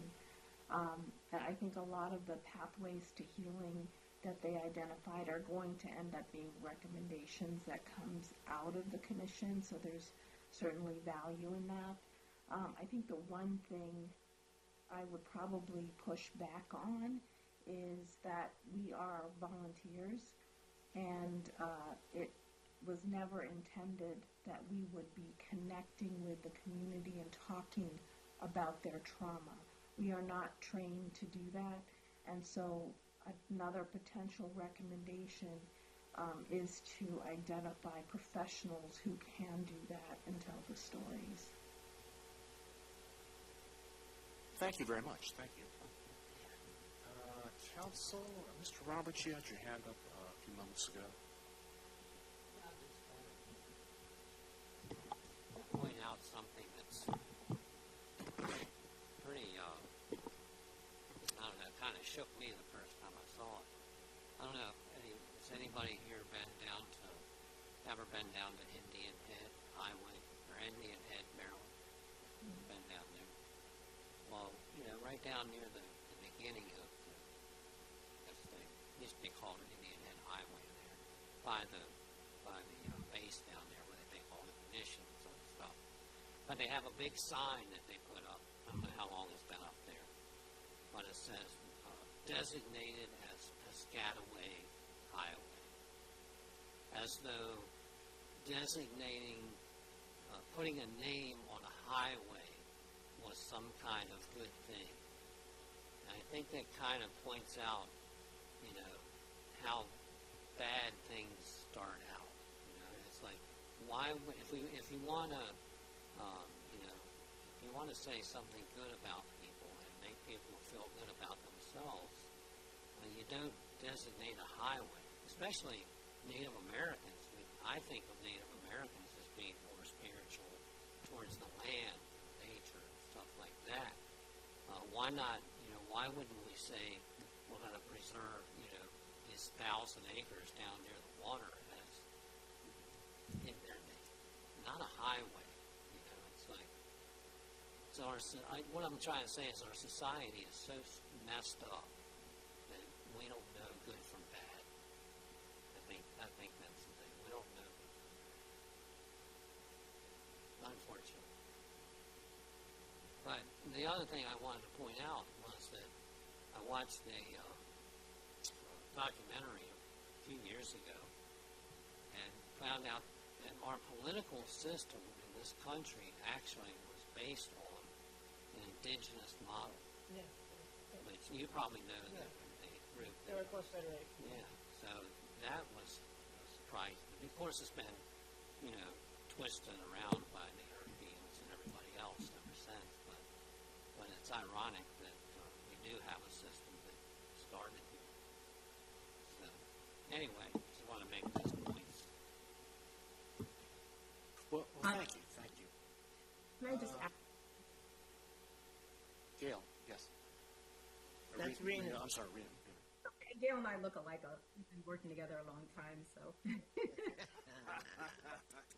People call her Rena. It's all good. I want to just respond to that area that you talked about on the Indian Head Highway, council member. That was also part of the sundown area when I was growing up. And when I was young, experienced being told that I should get out of town before the sun goes down. So just want to add to the depth of, you were saying things are so messed up that we would name a highway. Just wanted to illustrate how messed up it was, and there were actual signs that had the sun going down for you to know which areas of Maryland were sundown towns. wanted to say, we also do that to public officials, police officers that are, killed in the line of duty and stuff like that. We name a highway after them, which to me is just crazy. I mean, why? You don't name an ugly, to me, a highway is an ugly thing. It destroys our community, it pollutes the air, it destroys the planet. We shouldn't be naming, trying to name people after a highway after a person. To me, that's putting someone down, not helping. It's not honoring someone to name a highway after them. Thank you very much. Councilmember Palmer. I just wanted to say to that point, and this goes to something Dr. Rosado said earlier, is I don't know how the renaming of that highway came about, but I genuinely doubt that the Piscataway Nation asked for the highway to be renamed as part of, reparations. It's this idea that somebody somewhere thought, oh, here's what we can do to make amends for past harms. And this goes to what Dr. Rosado said earlier, though. If we don't have any people, Indigenous people participating in this committee, she wouldn't feel comfortable saying how we repair harms done to that community, because we do need to hear directly from that community what we can do. Like, what is the answer? You're right, I seriously doubt it's named a highway. It's, but anyway. I appreciate your comment. We had heard from the Piscataway Nation, and this was apparently the nations came together and have 4 demands. In terms of land back, they're looking for not just land, but a community center built on that land that can be used as a multi-purpose institution. So there is, excuse me, there is a general understanding that we've learned from the nations that came together to design these 4 demands, but we are still lacking when it comes to our city. Appreciate that. Let's see. Let's open the floor up. There's Councilmember McKinney. How are you? You okay? I'm doing well, thank you. Thank you, Tribesy, for your work on this, and also to the Reparations Commission. I know that this is definitely difficult work, and as you all are volunteers, thank you so much for your continued efforts for the community. A couple of takeaways that I heard is that, when this commission was set up, there wasn't a whole lot of guidance, and there wasn't a whole lot of sort of like organizational structure or infrastructure set up in order for the commission to get to the work as quickly as possible. So my question is, and it may be more, I'm not sure if it's for the commission, it might be commission / Tribesy, if you feel as though during this time, the work that you have done has helped to establish those structures. So, things like, your membership is at a point now where you feel you have the right people. You've done some sort of culture building amongst the team. Sounds like there needs to be some more education in the community.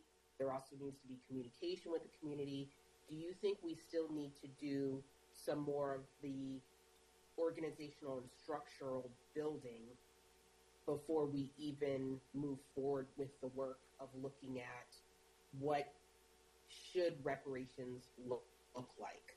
And if so, what would be, 2 or 3 action items that we can do more immediately to help to set up that infrastructure and be able to move it forward quickly?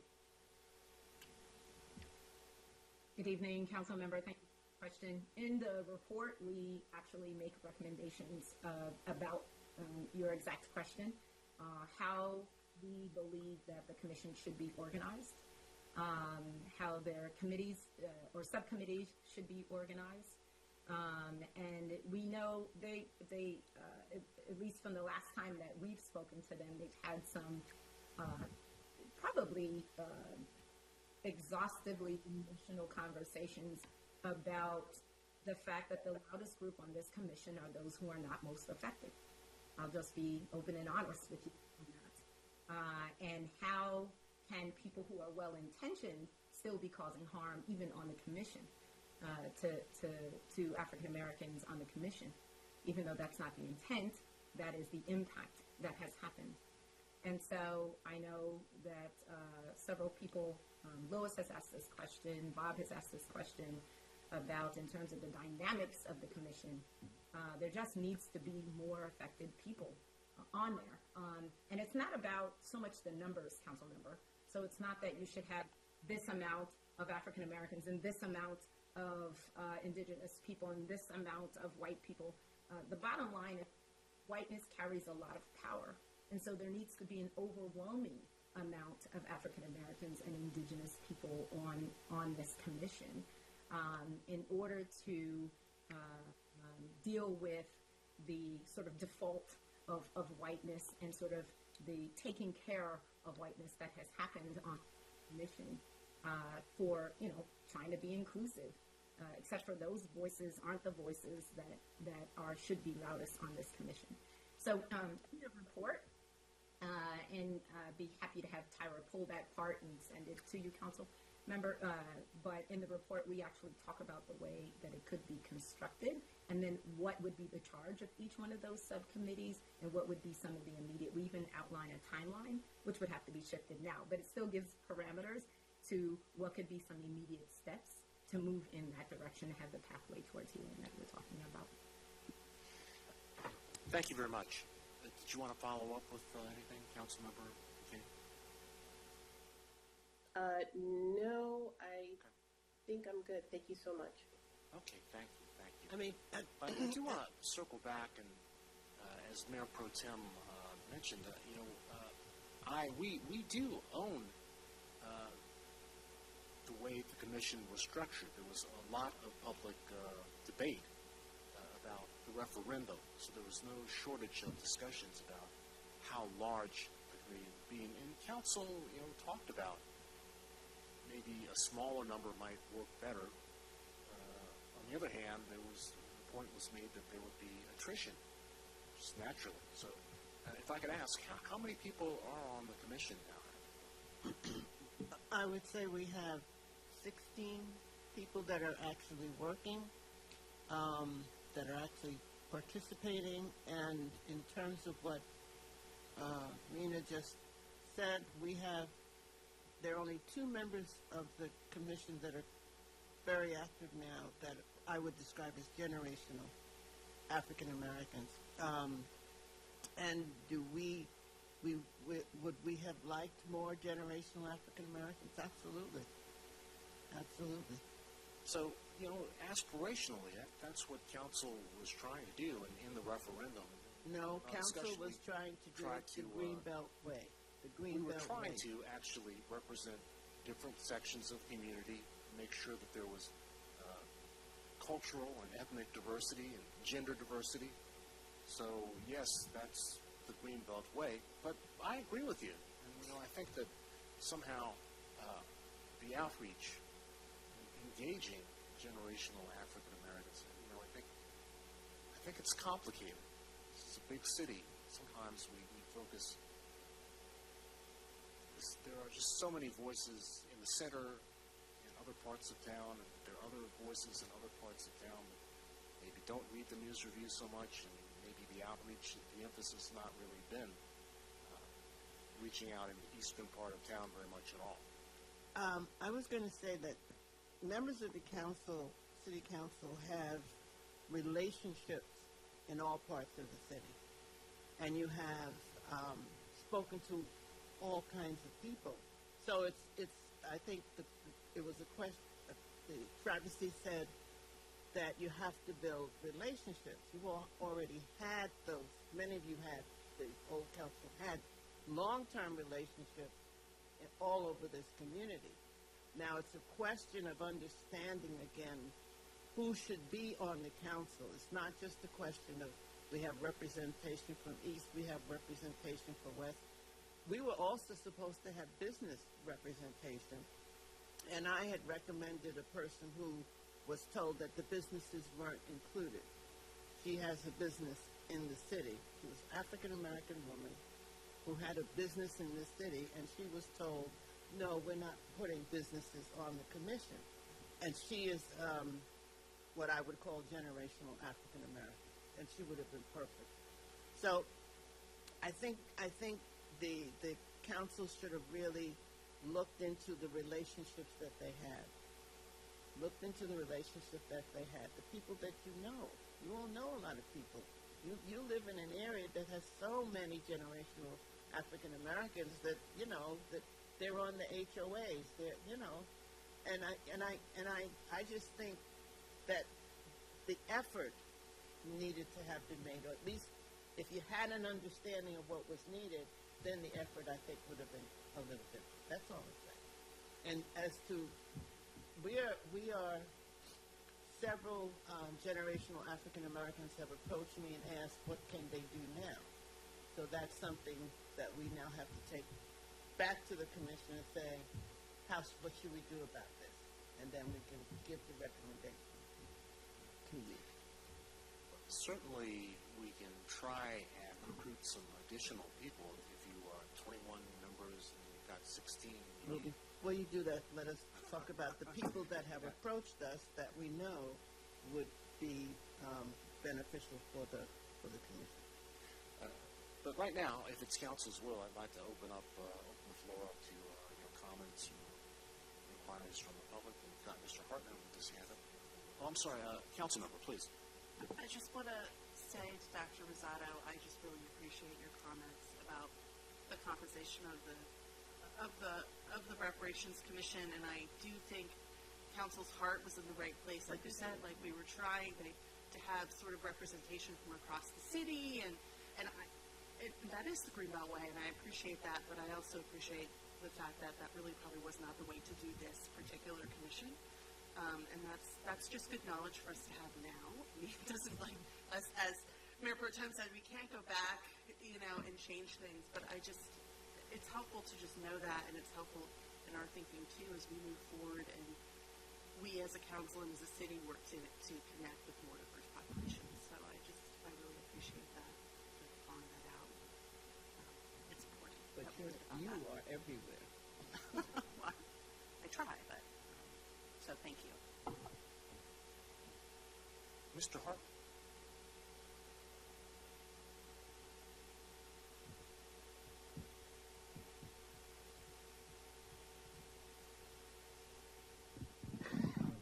Michael Hartman, Chief Court Garden Way. Just a quick note, the Greenbelt Way is sort of like the good old days. And, you know, the good old days were good for a whole lot of people. But I had made several suggestions in the very beginning about recruiting people who are Native Americans. And I mentioned going to Goddard for the Native American Advisory Committee. The chair at the time was a member of the Piscataway tribe, Marcellus Proctor. But also going to organizations of Native Americans to advertise and to publicize the efforts of searching for the community. I don't know how many of those were taken up or actually done. Looking at interns and co-ops for the Native American programs at Goddard, at least to find out for the young people where they get their information. Are there social media outlets that are of particular interest to Native American youth and young people? I think one of the problems was that there was a requirement that people live in Greenbelt, and I think that the 70 people who are on the census notwithstanding, that it would have been a good idea to, as I did suggest, to go to where Native Americans were, and I thought Goddard was a good place to start because of the fact that people work so close to Greenbelt. Also looking at the powwows that have happened during the year, and the Society of American Indian Government Employees and American Indian Science and Engineering Society both have members in this area, and I don't know how many of those suggestions were actually followed up on.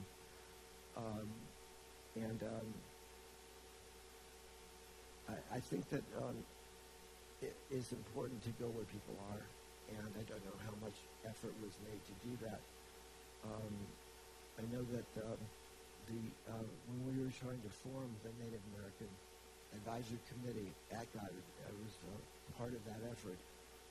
It was difficult to reach out to people sometimes, and so but we managed to do that and get a full contingent of advisory committee members.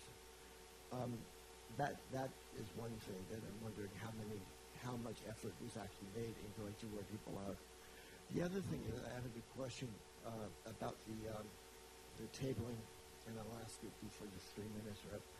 I'm wondering, in your tabling efforts, what was the level of knowledge of people coming to the tables about reparations? How was it explained to them, or what kinds of experiences that they had, and what kind of information were you able to gather from talking to people with the levels of knowledge and conceptions and misconceptions of what reparations were? We actually walked up to people. They didn't just come over to the table. We walked up to individuals, and we introduced ourselves, and we explained that the City of Greenbelt has a Reparations Commission, and that the Reparations Commission was gathering information about the issues that impact their lives, and that we would appreciate their opinions. Now, we did a survey. The survey is still being, let's see, the first table was, I think, the first week of April. We collected 31, and we're still working through those because we don't have, at least James just sent something tonight just before I left, so I can't give you all of his. I can give you some, but we don't have the ones from last week. I think we collected another 20 last week, and we should be out this Saturday. But we will be putting that information together. But I did share with you what the little girl said. Let me see. We had 31, with the exception of 2 responses. What has been your experience living in Greenbelt? And with the exception of 2 responses, they've been good or great. And but there is a strong problem of colorism in Greenbelt. What do you think needs change? Again, there's a variety: police, crime, security, education, wages, improvement of the recreation center, affordable housing, need for new development. Single responses included more responsive government, the current administration, fraying of the social safety net, high prices, increased rental costs, improved detail options, and one was unsure. So, I mean, I'm just giving you a sample of what we're getting, and as I said, we need to really put all of this together. And Thank you. How would those be part of the reparations? They will be discussed by the reparations committee members, and what we plan to do is we see if they are what the priorities areas are, because we're researching now housing and education, but we have to make sure that those are, and we got that earlier from several people we interviewed, but we have to see if that is affirmed. And I assume generational wealth as well. Thank you. Wealth disparities, yeah. I think a couple of council members want to comment or to respond. Mayor Pro Tem and Council Member Kenny. There are other. Yeah, no, quickly, I think that Mr. Hartman got kind of to the point, is the way we set it up, and this is the way we usually do our commissions, is that they are people who live in Greenbelt, and that makes a lot of sense for most of our commissions.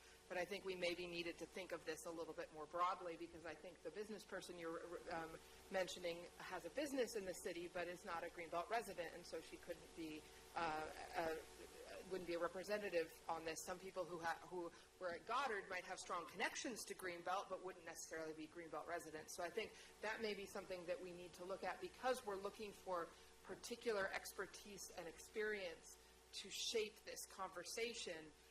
We still probably want the majority of people on the commission to be Greenbelt residents, but I think we might need to reframe the way we look at this in order to get the right people at the table. Councilmember McKinney.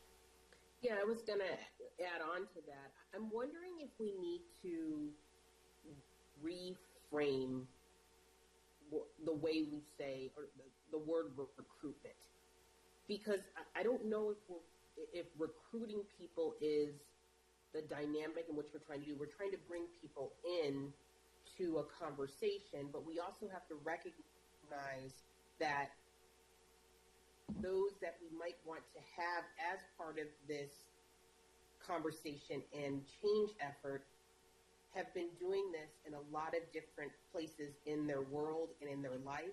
And I think one of the things that I heard is that they are tired of doing that.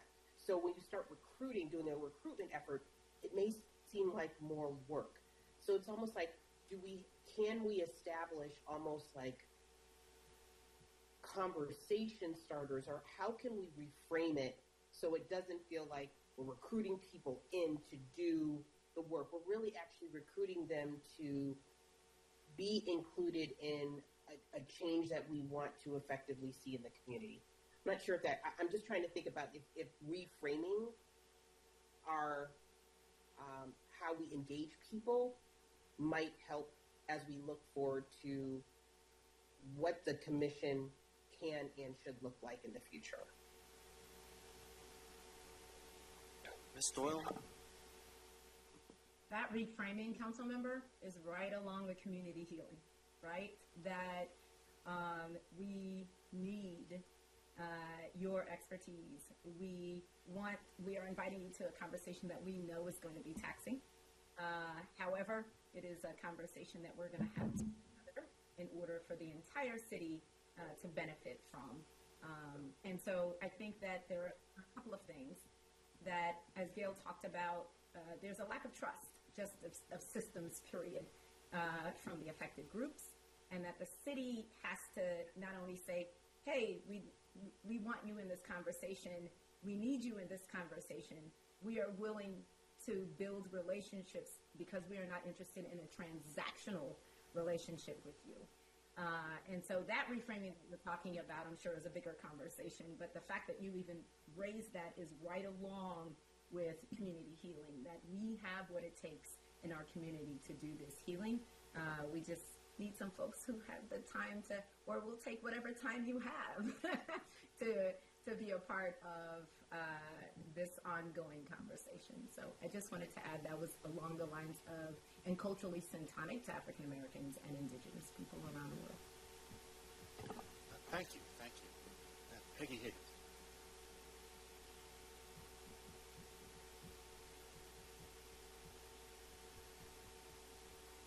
I just wanted to say how absolutely blown away I am by all of the process that's happened and where you all are in this development. And it's really made me very proud to be in Greenbelt and to have the expertise of Tribesy help reorient this so that what it can continue to grow. I don't think there are any mistakes. I think everything has kind of happened and developed, and it's quite clear that you're now at the next level and the next level of conversation, and I don't know how one could have designed it or had known what you did, because you didn't know what you didn't know. So I wanted to make sure to hear all about this, and so came tonight and want to thank each member of the City Council, each member of the Reparations Committee, and all of the work that you're doing. You know, they say each group has a, what is it, forming, norming, storming, and performing. And you're quite clearly at the level of performing. It's taken 2 or 3 years, but it all happens. So I just want to tell you I'm blown away, and thank you for all your work on this.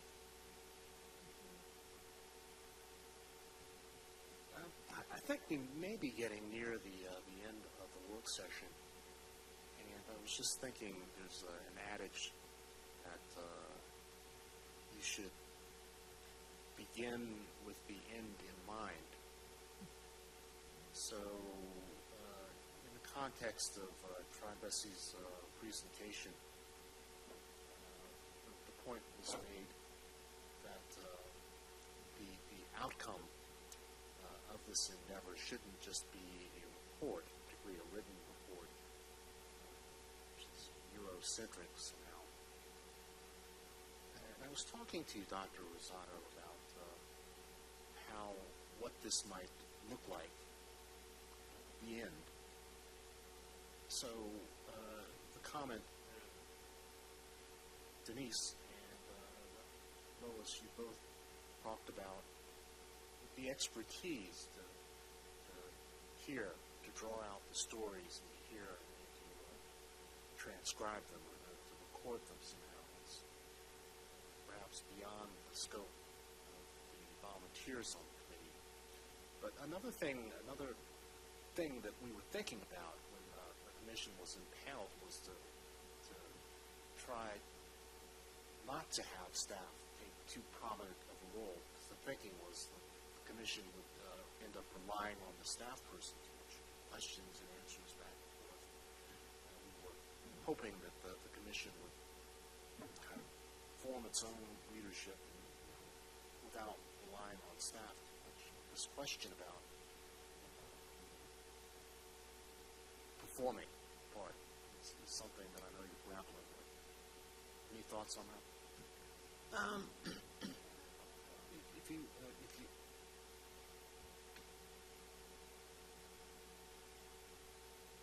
I wonder if that's Louise Weissman, and I live in Greenbelt. I wonder if that's a function. It's a really important thing because I used to hear discussions about whether or not Capitol Hill was staff-driven or elected. Yes. And the issue is who does the work and who's the decision-maker and who owns the decision. Staff should be serving the commission. It's not that they're off doing their own thing. But just to say that, but I want to follow up and say how proud I am to be sitting in these conversations, that it is so important. And one of the things that I've been learning, because I'm on a couple of network committees, is that we have to learn to differentiate between what's a setback. Like 5 people leave the commission, that's a setback. We have to figure out how to get refilled. As opposed to a learning, because there's going to be a cultural shift if we're really doing this right, that we just, and I'll say even the cultural shift is since the commission was brought forth, I hear a completely different, wonderful tone from our city council members than I heard 2 years ago when you were starting to feel a little defensive about whether or not, that we are a city that aspires to diversity, but we weren't quite getting there in terms of, the day-to-day work and involvement, etc. So, but I want to tell you, it's really wonderful to see that this is happening. To answer your question, just before, so your point about staff-driven, one thing that I've observed, I think, is the larger a committee or group is, the more likely it is to be staff-driven. It's a smaller group. Somehow the group dynamic is different. It's easier for folks to kind of come together and self-manage. please go ahead. I think that's correct, but I also think that the staff liaison person selected had a very deep understanding of the history of the city and therefore could provide information that many of us were not aware of. So that's very important. I think it probably would have been helpful if our gal over there had, attended and even spoke up more, because she was really very provocative when she did speak and forced us to have to make some considerations. But in terms of performance, it's not a question of performance. It's a question of a healing process that we don't want to get caught up in saying, okay, so we have this report and A, B, C, and D. We all have to have a dialogue, and I think that's the issue. We must have the dialogue. Sure, we can provide areas, but I think it's important to bring in those who are harmed. Their voices have to lead that dialogue. And I think it's for us to really, for the city to really advance, we all have to be in dialogue. One of the people I interviewed, an older man, I'm not saying his name because all of you know him, he said, you know what the problem I see in Greenbelt? White people are scared and black people don't trust. How do we bridge that if we don't have dialogue with everyone? We have to have dialogue within ourselves, and we have to have dialogue with each other. And I think that rather than performance, it's process. How do we do this process so that it is really, honestly, a hard conversation, but an inclusive conversation? Well, thank you. I want to just, on behalf of council, express our collective gratitude for all of the hard work that's taken to get to this place. I want to thank Tribesy for their expertise in sort of facilitating and getting to know the city and putting out some best practices and suggestions, best practices for us to ponder as we move ahead on this journey. So, the Tyra, also thank you for all of you. City Manager Somaron, you've joined us. Thank you. Good evening, Mr. Mayor. Good evening, Council. Good evening, Dr. Rosado, residents and commission members. I did not sleep in, so I'm late, not because I slept in. I had another commitment. I spent over an hour speaking about rodents. From roaches to rodents. That was Dr. Rosado. Yeah. A student made a comment about roaches at Spring Hill Lake Elementary School in part of their data collection. So. And we have some mice over there too. She may have failed to I don't know if she said it, but I chased one yesterday out of the library. So on that note, are there additional comments from council? Thank you again to the commission and to Tribesy for this has been a mind-blowing presentation today. I really appreciated it. Thank you, Tribesy. Thank you, Tribesy. So at this point, let's go ahead and close out the session. Information item. I don't know if you have anything to share, City Manager Somaron. I do not. I was just going to point out that we got an email late in the day from our state senator in Washington sort of confirming the bond bill. It's $200,000 to help us with renovations, repairs to the elevators. Correct. That's exciting news. We'll be able to replace one of the community center elevators. So we'll get to work right away with that. Fortunately, we already have the bidding, the pricing for that. So now we need to see how we stretch $200,000 and council decide which elevator is going to replace.